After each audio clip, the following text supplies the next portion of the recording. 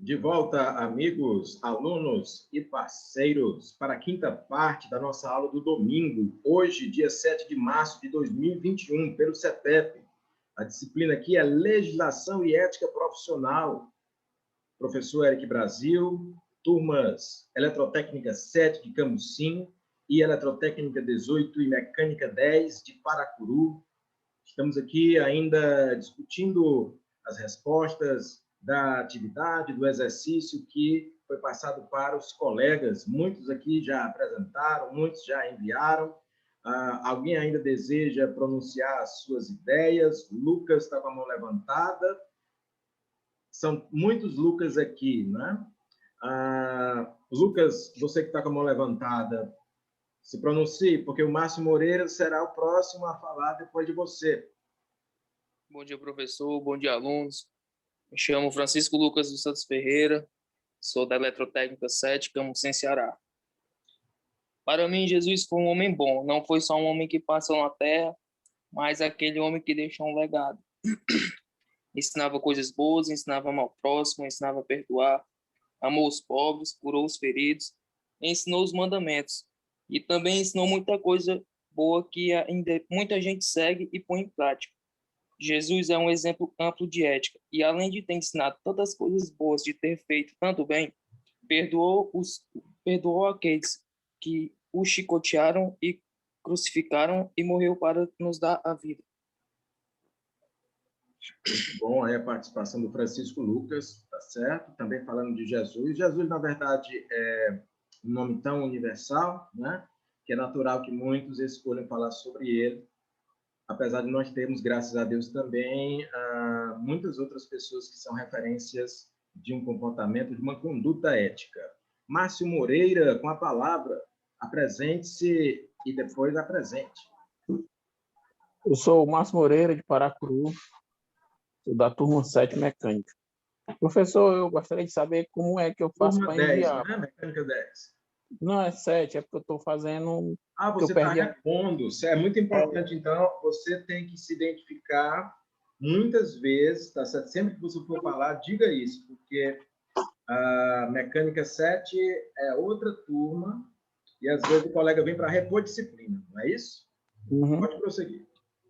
Aí eu queria saber como é que eu faço para enviar para o senhor. E outra coisa, quem escreveu não foi eu não, porque eu estou com o braço aqui um pouco. Quem escreveu foi minha esposa. Aí eu queria só saber como é que eu posso enviar para o senhor. Não precisa enviar. Nesse caso, você faz falado, verbalmente. Você pode tanto fazer a atividade escrita como falada, porque essa aula está sendo gravada e eu fico com um documento. O documento, no caso, é um vídeo, né? E aí eu tenho como lançar a sua nota. Então, fale que eu vou considerar isso como atividade. Espera aí, deixa eu pegar o caderno.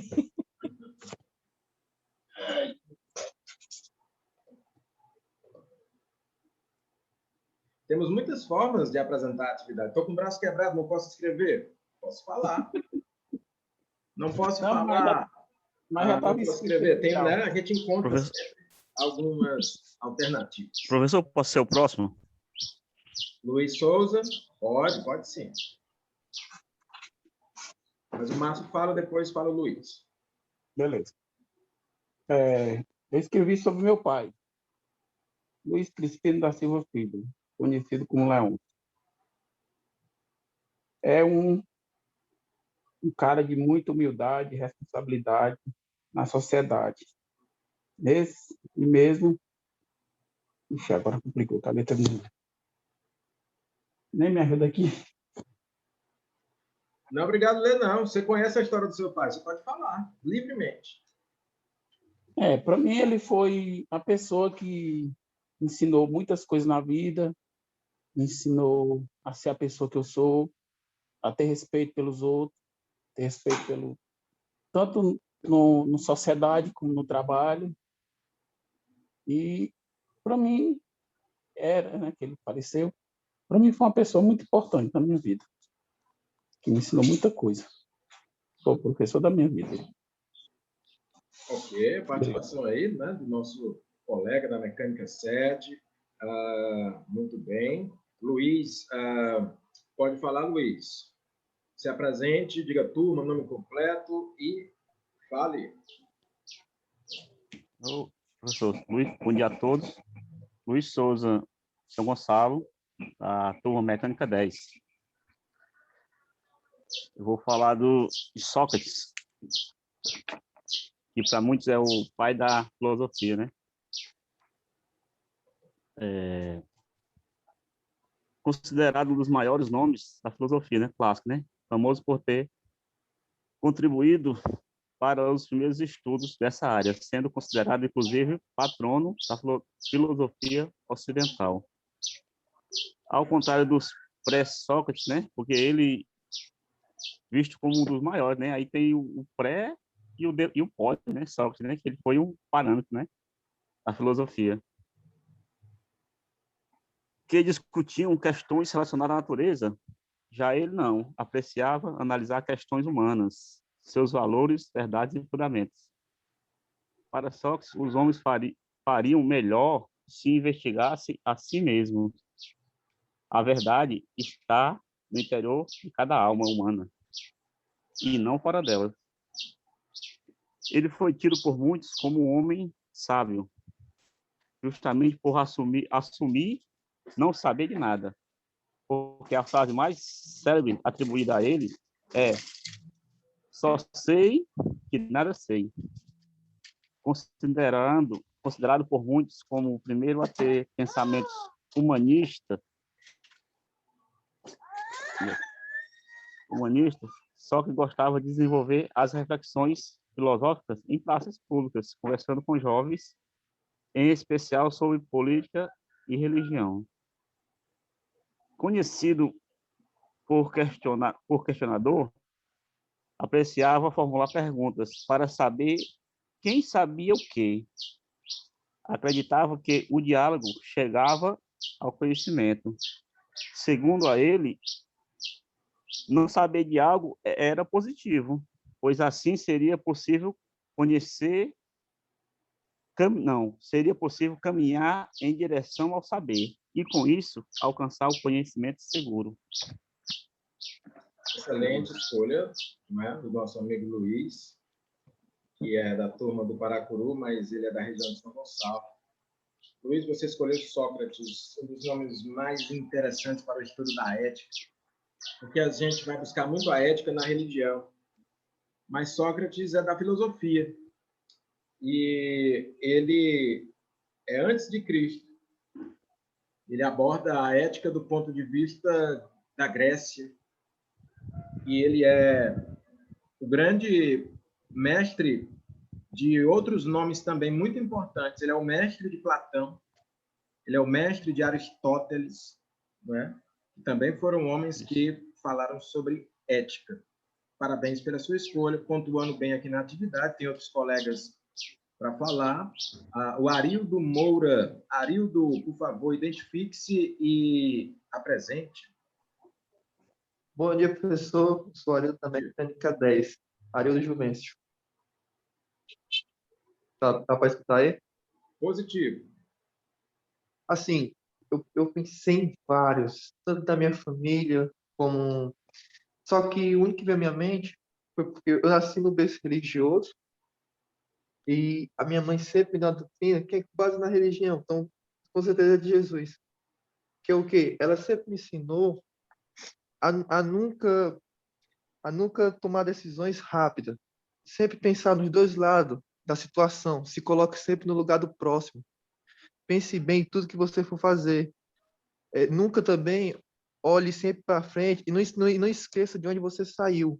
Porque geralmente geralmente o ser humano tem esse problema de que a gente passa por dificuldade, mas quando a gente está em cima, está indo bem, está tudo dando certo, a gente se esquece de onde a gente saiu, de onde a gente veio.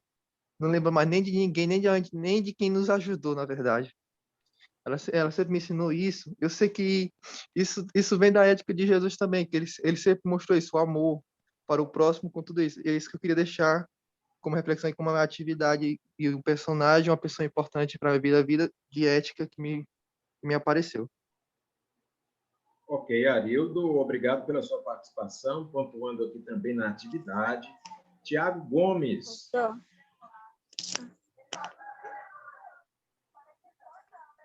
Tiago Gomes Pinheiro, com a palavra. Bom dia, professor. Bom dia, grupo. Bom dia. Eu queria aqui passar uma reflexão. A minha mãe também foi uma pessoa, para mim, que foi um exemplo de ética. Qual é a sua turma, Tiago? Tanto na parte... Repita, Oi? por favor. Repita a sua turma. Oi, professor. Turma e nome Eu sou o Thiago Gomes. Identificação. Eu sou o Thiago Gomes Pinheiro, eu sou da Mecânica 10, Paracuru. Ok?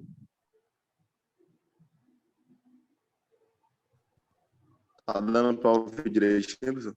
Prossiga. Sua transmissão está muito ruim, então você deve falar bem devagar e, de preferência, desligar a sua câmera, que a transmissão melhora. Se aproxime do roteador, desligue a câmera e fale devagar. Pronto, tá dando para ouvir direitinho? Positivo. Sou Thiago Gomes Pinheiro, Mecânica 10, Paracuru. O meu exemplo de ética é minha mãe. Sempre ela me aconselhou os melhores modos. E foi uma pessoa que conviveu comigo no dia a dia, que acompanhou meu crescimento, minha educação, me fez ser uma pessoa mais madura. Claro, a gente tem muito o que aprender. Mas, para mim, ela foi uma pessoa que sempre se preocupou com meus hábitos. Eu sempre peguei exemplos de atitudes e de gestos que ela fazia no dia a dia e acabei levando para a minha vida. E hoje eu trabalho e tenho a minha ética e agradeço muito a ela, porque foi ela que me ensinou e foi ela que se preocupou e que sempre bateu naquela tecla, né? De você ser uma pessoa ética, uma pessoa que pense no próximo, como o nosso companheiro falou aí agora há pouco. E você, quando você pega essas lições de moral e leva para a sua vida, você agrega muitas coisas, tanto na sua parte pessoal como profissional. Então, é uma dica que eu dou para alguém que acha que já sabe mais um pouco, ou alguém que acha que não precisa de ajuda, não precisa de uma forcinha, entendeu? Sempre é bom você escutar. Mesmo você já estando sabendo do que está acontecendo, mesmo você sabendo do processo, é bom você saber escutar e ouvir algumas opiniões, porque sempre o conhecimento nunca vai ser demais. Então, o exemplo é ela, e acho que deu para entender um pouco aí. Obrigado. Muito obrigado, Tiago. Isso relembra que nós, muitas vezes, temos exemplos bem pertinho. Nós gostamos muito de lembrar de quem está longe, de quem já morreu, de quem é de outro país, não é? Mas, às vezes, eu tenho a minha mãe, meu pai, meu avô, minha avó, um irmão, um primo, ou um professor, ou um sacerdote, ou alguém que é uma referência. Muitas vezes existem pessoas anônimas, como a garota anônima da Armênia, fazendo o bem. E aí, para citar um exemplo de uma professora que dedicou toda a sua vida a alfabetizar a crianças em comunidades carentes, ninguém soube desse trabalho, até que essa professora veio a falecer, né? Foi aí que foram investigar e a professora simplesmente tirou de uma zona de marginalidade e da criminalidade e deu instrução e educação a centenas de meninos e meninas, crianças de periferia, que, se não fosse por ela, teriam entrado nas facções, no crime, né? E aí, de repente, é um exemplo de uma pessoa ética, né? Tão anônima que não sabemos nem o nome dela. Então, existe isso também, e existe isso também nas nossas famílias. Que bom. Diogo Pessoa, com a palavra.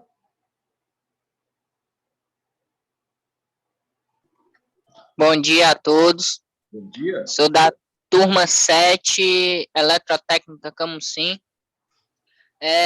Eu escolhi, professor, o Nelson Mandela. Fiz uma breve pesquisa dele, de sua biografia, e fiz um pequeno texto. Nelson Mandela foi um advogado, líder rebelde e presidente da África do Sul, de 1994 ao ano de 1999, considerado uma das principais influências políticas da história naquela época, e um dos grandes nomes mundiais da luta contra a opressão racial. Ele batalhou durante grande parte de sua vida contra o regime racista e segregacionista. Devido a essa luta, foi preso e mantido em cárcere por 27 anos Infelizmente, ele não conseguiu ser um educador daquele tempo na acepção do termo, mas foi um grande gênio ético e líder pacifista. Suas lideranças servem de grande inspiração para toda a humanidade. O Dia Internacional do Nelson Mandela é celebrado anualmente dia 18 de julho, data do aniversário do grande líder pacifista do planeta.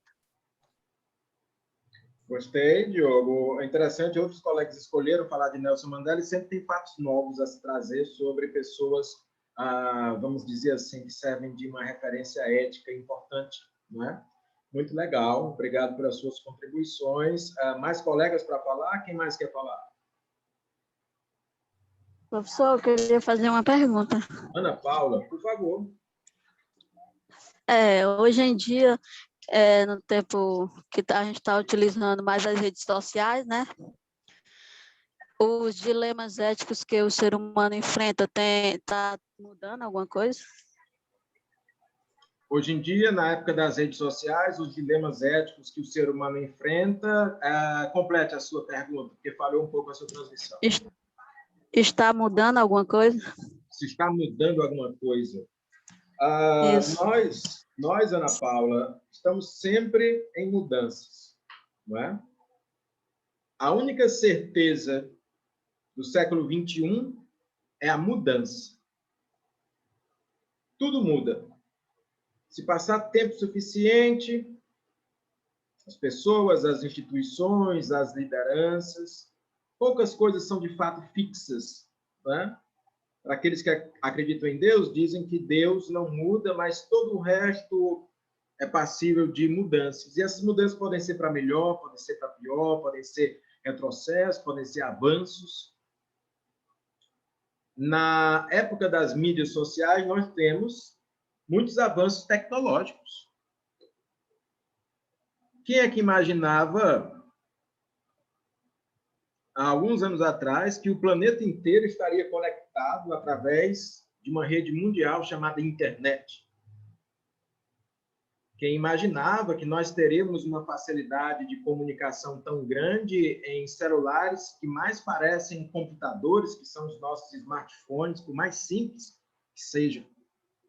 A tecnologia de um WhatsApp é uma coisa incrível e ela não tem muito tempo, não. A gente fala do WhatsApp como se ele fosse antigo. Ele não é antigo. Tem poucos anos. Há 5 anos atrás, eu não usava o WhatsApp. Hoje, eu me obrigo a usar.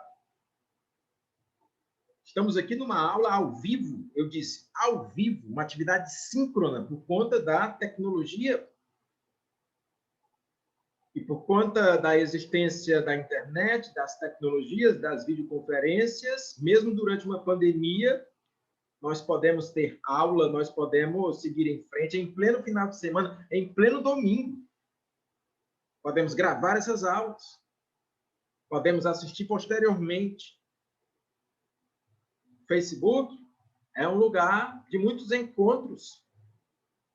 O Instagram é um lugar de muita publicidade, principalmente de imagens, vídeos, notícias. Outras mídias também, Twitter. LinkedIn é uma excelente rede social para se buscar emprego, para divulgar o seu mural curricular, não é? Então, tem muita coisa boa. O problema é que, diante de tanta tecnologia, de tantos avanços, como a Ana Paula colocou, nós esquecemos o elemento ético. Temos internet mundial, global, mas às vezes utilizamos só para futilidades, amenidades, coisas superficiais. O ser humano passou tantos anos estudando para descobrir que o Sol girava em torno da Terra, que a Terra tinha um formato esférico, não é? Tantos anos, tantos séculos, gente foi queimada viva, Giordano Bruno foi queimado vivo, Galileu Galilei foi preso, teve que desafiar tanta gente. Aí hoje vem um camarada e diz que a Terra é plana. E diz pela internet. Quer dizer, usa uma tecnologia avançada para dizer uma coisa totalmente arcaica. Nós, seres humanos, somos contraditórios, somos cheios de paradoxos, né? Paradoxos são essas contradições. Como é que eu uso a internet, que depende, muitas vezes, de tecnologias super avançadas para defender uma ideia totalmente ultrapassada, né? Então, o ser humano é isso. Usamos a internet, as mídias sociais, principalmente para espalhar, não a ética, mas sim a nossa própria moral. Gostamos de customizar Deus, as religiões, as visões de mundo. Queremos que a nossa visão prevaleça e seja certa. Às vezes ela é certa, às vezes não é, às vezes é um pouco certo, um pouco errado. Temos observado que as tecnologias, como a Ana Paula colocou, como as mídias sociais, as redes sociais, são exatamente isso, são tecnologias. E as tecnologias não são nem do bem nem do mal, elas são neutras. Do bem ou do mal são as pessoas, são as ações humanas. Uma faca é do bem ou é do mal? Nem é do bem, nem é do mal. Uma faca afiada é neutra. Eu posso pegar uma faca afiada para cortar um belo pedaço de bife, preparar um belo almoço e convidar a minha família para ter uma excelente refeição. Uma faca é uma ferramenta. A mesma faca afiada pode ser usada para ceifar a vida de um cidadão. Não é? Então, a internet, as mídias sociais são ferramentas importantes, porém, elas dão força para os maus e dão força para os bons, dão força para a ética e dão força para a antiética. Se você quiser utilizar as mídias sociais para espalhar bobagens, você vai usar. Se você quiser usar as mídias sociais para espalhar o bem, você vai usar. Se você quiser usar a internet para aprender a fabricar uma bomba, talvez você encontre informação sobre isso. Se você quiser usar a internet para ler a Bíblia, tem a Bíblia na internet. Se você quiser usar o Facebook para poder brigar e fazer ataque às pessoas, você usa. Se você quiser usar o Facebook para proferir mensagens de amor, de perdão, de concórdia, de misericórdia, de bom dia, de respeito, você usa também. Instagram, da mesma forma. Não é? Então, é bom observar que as tecnologias humanas, muito embora empoderem o ser humano, nos deem mais condições, elas são elementos neutros. Nós estamos agora mesmo utilizando o aplicativo Zoom, utilizando a internet, utilizando tecnologias avançadas para fazer uma coisa boa. Uma aula de ética, aprendizado para formar eletrotécnicos e técnicos em mecânica, que vão, obviamente, ocupar postos no mercado de trabalho, sustentar suas famílias. Isso é coisa boa, maravilhosa? É. Mas tem gente agora mesmo utilizando essas tecnologias para poder fazer o mal a alguém, para poder espalhar coisas que prejudicam o outro, para poder, enfim, fazer coisas que não são éticas. Então, nós decidimos. Uma coisa interessante sobre a questão da ética é que ela tem muito a ver com escolhas. Nós escolhemos. O ser humano, principalmente no Brasil, ainda tem muita liberdade de escolha. Então, é importante que façamos boas escolhas. E que sejam escolhas raciocinadas. E que nós possamos observar a questão da coerência entre o que se fala e entre o que se faz. Certo? Determinado dia eu vi um determinado indivíduo, chegou para mim e disse: Eric, eu defendo a pena de morte. Aí eu disse: é um direito seu defender a pena de morte. Aí eu perguntei a ele: você tem religião? Ele disse: tenho, sou cristão. Aí eu disse: opa, espera aí. Você tem direito de defender a pena de morte, sim. Você tem direito de ser cristão, sim. Mas ser cristão e defender a pena de morte ao mesmo tempo é uma incoerência. Por quê, professor? Ele perguntou. Porque quem é cristão segue Jesus. E Jesus não defende a pena de morte. Então, se você diz que é cristão, é porque você segue os ensinamentos do Cristo. E se o Cristo não defende a pena de morte, você não pode defender a pena de morte e, ao mesmo tempo, ser cristão. Ou uma coisa, ou outra. Não é assim? Ah, então o que é que eu tenho que fazer para ser duas coisas ao mesmo tempo? Ora, se você defende ensinamentos que um cristão defende a partir da sua referência, você é coerente. Jesus, o que foi que ele fez? Ele perdoou. Então, você perdoa? Tudo bem. Jesus amou, você ama? Tudo bem. Jesus foi tolerante, você é tolerante? Tudo bem. Jesus denunciou os falsos religiosos da sua época e você denunciar? Tudo bem. Mas você dizer que é duas coisas contraditórias, isso é incoerente, entende? Então, assim, o mais importante dentro da questão da conduta é você evitar esses paradoxos, essas contradições, certo? Então, tenha esse tipo de raciocínio, que esse é o verdadeiro raciocínio amadurecido, aprofundado. Por exemplo, eu acabei de citar aqui o padre Júlio Lancelotti, que é um grande cristão, que é um grande homem, que é um grande cidadão, e é um padre. Mas eu também já vi casos de padres pedófilos, né, ou que cometeram coisas que não são dignas de um sacerdote, nem mesmo de um ser humano. Então, eu preciso analisar a coerência, né? Tem gente que fala dos espíritas, aí disse que o João de Deus, aquele suposto médium, fazia coisas indecorosas, né, com os seus, vamos dizer, seguidores ou pacientes, enfim, fazia mesmo. Mas eu não posso condenar todos os espíritas só porque o João de Deus ele era um falso espírita. Porque, por outro lado, tem o Chico Xavier, que só fez o bem. Pesquisa a vida do Chico Xavier, um brasileiro, cidadão, ético, espírita, que fez o bem. Então, tem um cara ateu do bem, tem um cara ateu do mal, tem um cara católico do bem, católico do mal, tem um cara evangélico do bem, evangélico do mal, tem um cara espírita do bem, espírita do mal, tem um filósofo do bem, filósofo do mal, tem um cientista do bem, cientista do mal, tem um homem ignorante do bem, um homem ignorante do mal. Entende o que eu quero dizer? Senso crítico, né? A gente ter essa visão que não é uma visão corporativista. Eu, por exemplo, sou professor e a tendência de um professor é defender outros professores, né?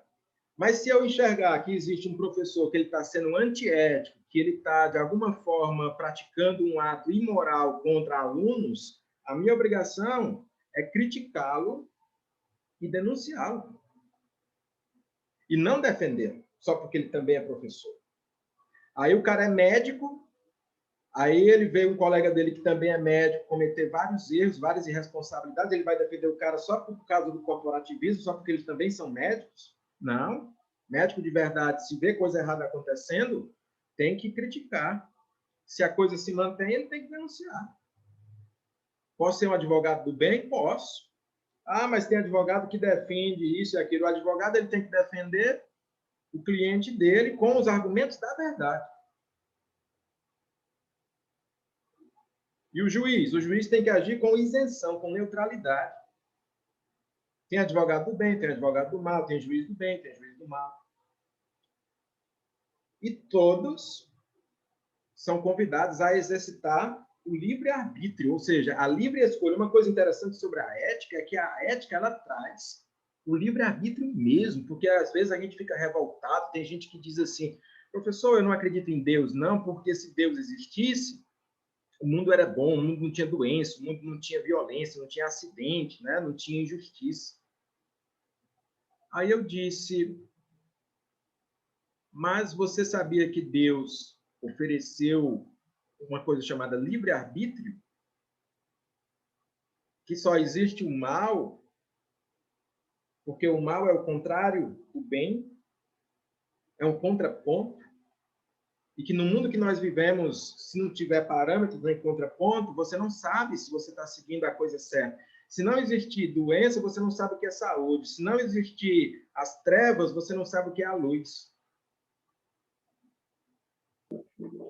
Se não existir a educação, você não sabe o que é educação, né? Esse contraste, ele é importante. E aí você, como indivíduo livre, escolhe. Então, o fato de você dizer que tem mal no mundo, é por isso que Deus não existe, não é um argumento tão favorável se você considerar a existência de uma coisa chamada livre-arbítrio, porque Deus, apesar de ser, né, na visão de quem acredita, muito poderoso, ele respeita a liberdade de escolha.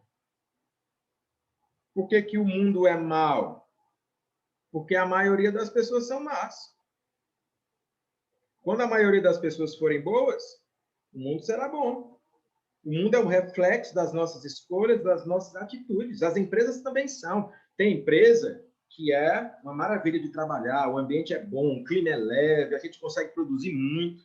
E tem empresas que você se sente mal só em pisar lá, que você sente o clima pesado, que você sente o clima de opressão, que você se sente desgastado, que você se cansa muito rápido, porque a energia lá é muito pesada, né? As pessoas fazem escolhas muito pesadas, muito duras no sentido de não respeitar o outro, no sentido de não apoiar o outro. Não tem? Então, isso a gente chama de psicosfera, a psicosfera do ambiente. O ser humano ele tem a capacidade de criar isso. Uma aula pode ser leve, pode ser agradável, muito embora seja uma aula de assuntos difíceis, pode, mas ela pode ser também enfadonha, cansativa, né? Depende muito de como a gente conduz a coisa. Assim é na família também, assim é na empresa, assim é na comunidade.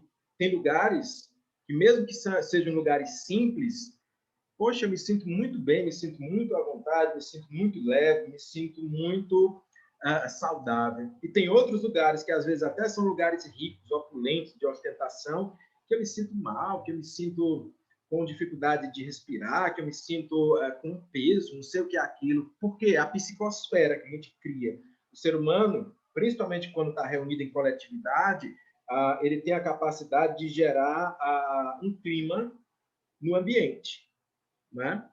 E procure verificar que isso é verdade, certo? Então, uma das características interessantes do cidadão ético é observar isso e tentar favorecer ambientes positivos, leves, agradáveis, porque tudo que a gente fizer em ambientes assim tende a ser mais produtivo, não é? E tende a respeitar a nossa saúde no longo prazo. Imagine você trabalhar numa empresa durante muitas horas por dia. Se a empresa for boa, agradável, te respeita, você ali tem os colegas, tem os amigos, tem os parceiros, você nem sente o tempo passar. Mas se a empresa for com aquele supervisor que pega no teu pé, que te humilha, que cobra de uma maneira excessiva, exagerada, você trabalha 8 horas e tem a sensação que trabalhou 15 horas, você chega exausto, você chega em casa e não quer saber de mais nada, só de dormir, né? Então, a gente cria, nós somos corresponsáveis pela criação dos ambientes, certo? Eu vou encerrar essa transmissão e eu já volto daqui a 2 minutos para a gente finalizar, para a gente ter a parte final da nossa aula. Até daqui a 2 minutos.